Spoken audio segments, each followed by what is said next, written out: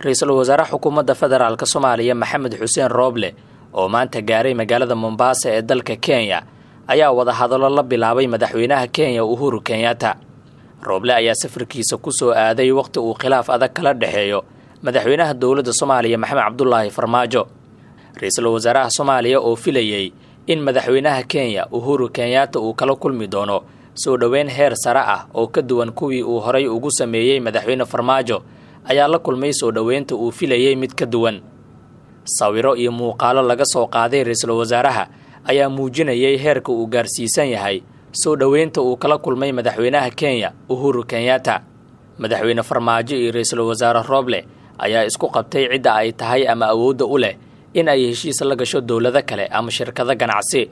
Madaxweynaha Soomaaliya Maxamed Cabdullaahi Farmaajo ayaa ku amray hay'adaha dawladda iyo xukuumadda Rooble inaysan geli karin wax heshiisyo ah. Hase yeeshee ra'iisul wasaaraha ayaa sheegay in awoodaha fulinta ay leedahay xukuumaddiisa.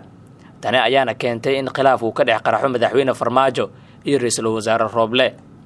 Madaxweynaha Kenya oo ka faa'iideysanaya khilaafka siyaasadeed ee soo kala dhexgalay madaxweynaha dowladda Soomaaliya Maxamed Cabdullaahi Farmaajo iyo ra'iisul wasaarihiisa Maxamed Xuseen Rooble, isla markaana wixii uu ku sameeyay madaxweyne Farmaajo ka argudanaya Rooble ayaa maanta wafdiga ra'iisul wasaare Rooble waxa uu u diray wasiirka arrimaha dibadda Kenya. Ra'iisul wasaare Rooble waxaa garoonka kaga hortagtay wasiirka arrimaha dibadda Kenya Raisilo Omamo. Sidoo kale qaladaadka ka muuqday sawirada laga soo qaaday waxaa ka mid ah ama bahdilaada lagu sameeyay in aan loo dhigin rooga cas ama gaduudan oo ka dhigan in aad tahay qof aad loo sharfay. Taasi cagsigeeda wasiirka arrimaha dibadda Kenya Raisilo Omamo oo maalmo ka hor soo gaartay magaalada Muqdisho waxaa si weyn loogu soo dhaweeyay garoonka Aadan Cadde, waxaana iyada iyo wafdigeeda soo dhaweeyay wasiirka arrimaha dibadda Soomaaliya Maxamed Cabdirasaaq Maxamuud. Sidoo kale ilaa hoolka VIP-da ee garoonka Aadan Cadde waxaa loo fidiyay roog cas iyadoo loo soo dhaweeyay sida madaxweyne ama ra'iisul wasaare oo kale. Laakiin marka uu Rooble maanta tagay Kenya taasi ma dhicin.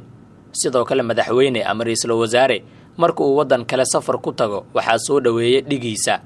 Waxaa jirta 3 heer oo soo dhaweyn ah, waxaana ugu sareysa marka adigoo madaxweyne ah ama ra'iisul wasaare ah uu ku soo dhaweeyo madaxweyne, waana heerka ugu sareeya soo dhaweynta. Heerka labaad waa marka adigoo madaxweyne ah ama ra'iisul wasaare ah uu ku soo dhaweeyo madaxweyne ku-xigeen, waana soo dhaweyn dhexdhexaad ah ama normal ah.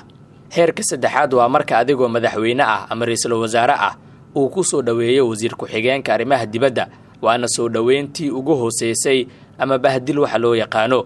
Sidoo kale ra'iisul wasaare Rooble soo ma dhaweynin madaxweyne ama madaxweyne ku-xigeen ee waxaa soo dhaweysay wasiirka arrimaha dibadda dalka Kenya, waana soo dhaweyntii ugu hooseysay ama bahdil waxa loo yaqaano.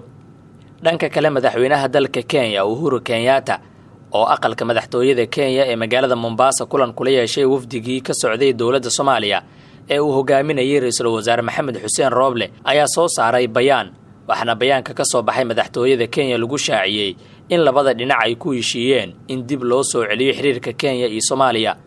Madaxweyne Uhuru ayaa sheegay in ay muhiim tahay in labada dal ay iska kaashadaan dhinacyo badan sida amniga, ganacsiga iyo maalgashiga, iyadoo si buuxda loo hirgelinayo guddiga wadajirka ah ee iskaashiga kaasi oo labada dawladood ay ku heshiiyeen in la aas-aaso sanadkii 2015.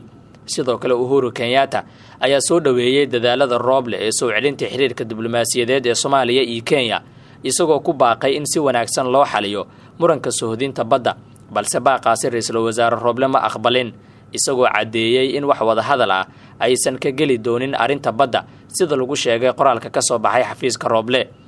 Waa inaan xooga saarno u adeegista dadkeena.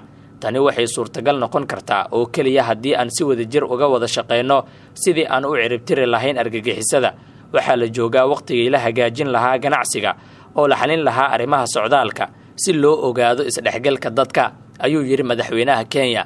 Sida lagu sheegay bayaankan ay baahisay madaxtooyada Kenya, ra'iisul wasaare Rooble ayaa cadeeyay in xiriirka xumaaday ee labada dawladood laga haboonaa, isagoo sheegay in saaxiibtinimadu ay ku dhisan tahay daris wanaag, iskaashi, xasilooni iyo ixtiraam.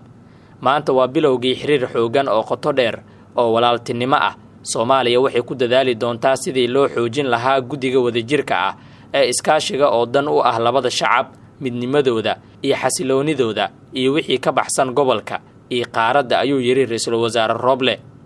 ra-iisul wasaaraha ayaa intaasi ku daray waxaan raadin doonaa fursado horseeda xasilooni waarta iyo wada noolaansho nabdoon oo ku dhisan is-ixtiraam iyo iskaashi dhab ah annaga oo ka fogaanayna wax kasta oo dhaawici kara xiriirkaasi